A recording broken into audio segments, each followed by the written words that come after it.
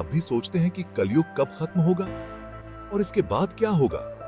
क्या सच में हम किसी नए युग की ओर बढ़ रहे हैं? इन सवालों के जवाब पाना जितना रोचक है, उतना ही रहस्यमय भी। सनातन धर्म में 4 युगों का वर्णन है: सतयुग, त्रेता युग, द्वापर युग और अब कलयुग। कहा जाता है कि कलयुग, जो पाप और अधर्म का युग है, एक दिन खत्म होगा। पर इसका अंत कब होगा और इसके बाद क्या आएगा? इस वीडियो में हम पौराणिक मान्यताओं और शास्त्रों के आधार पर समझने की कोशिश करेंगे कि कलयुग के बाद क्या होता है। कलयुग की शुरुआत द्वापर युग के अंत के बाद हुई, जब भगवान श्री कृष्ण ने इस धरती से अपने शरीर का त्याग किया। शास्त्रों में कहा गया है कि कलयुग में मनुष्य का नैतिक पतन होगा, अधर्म बढ़ेगा और सत्य छिप जाएगा। आज के समय में जो अराजकता, भ्रष्टाचार और असत्य का बोलबाला है, वो सब कलयुग के ही लक्षण माने जाते हैं। लेकिन क्या कलयुग हमेशा रहेगा?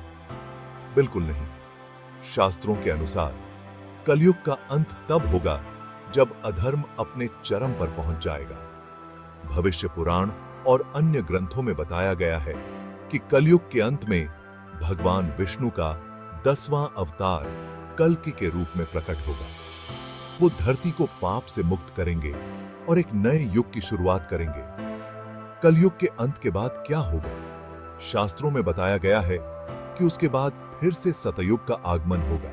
धर्म, सत्य और शांति का युग। यह एक नया सवेरा होगा जहां मनुष्य फिर से सच्चाई के मार्ग पर चलेगा और अधर्म का कोई नामो निशान नहीं रहेगा। तो दोस्तों, कलयुग का अंत एक बदलाव की शुरुआत होगी। हालांकि यह कब होगा, इसका सटीक समय कोई नहीं जानता। लेकिन शास्त्रों में यह भी कहा गया है कि अपने कर्मों से हम अपने भविष्य को आकार दे सकते हैं।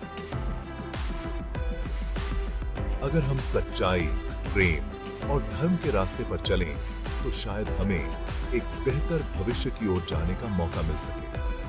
अगर आपको यह जानकारी दिलचस्प लगी, तो हमारे चैनल को सब्सक्राइब करें और इस वीडियो को लाइक और शेयर करना न भूलें। और हाँ, नीचे कमेंट करके बताएं कि आप कलयुग के अंत और सतयुग की शुरुआत को कैसे देखते हैं।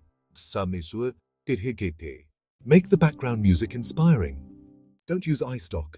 As the age of Kalyug reaches its climax, we witness the world engulfed in chaos and strife. The signs of the end are clear: moral decay, natural calamities, and widespread suffering. Humanity, having strayed far from righteousness, faces the consequences of its actions. But as with all cycles, an end also signifies a new beginning. In this dark hour, the prophecies speak of the arrival of Kalki, the 10th and final avatar of Lord Vishnu. Kalki, mounted on a white horse and wielding a blazing sword, descends to restore Dharma and vanquish the forces of evil. His presence heralds the end of Kalyug and the dawn of a new era. The world, cleansed of its impurities, prepares to embrace the light once more. With the defeat of darkness, the age of Satyug begins. This golden era is marked by purity, truth, and harmony. Humanity returns to its virtuous roots, living in accordance with divine principles. Nature flourishes and peace prevails. The cycle of time brings us back to a state of bliss and enlightenment. The transition from Kalyug to Satyug reminds us of the eternal cycle of creation, preservation, and destruction. It is a testament to the resilience and enduring spirit of humanity.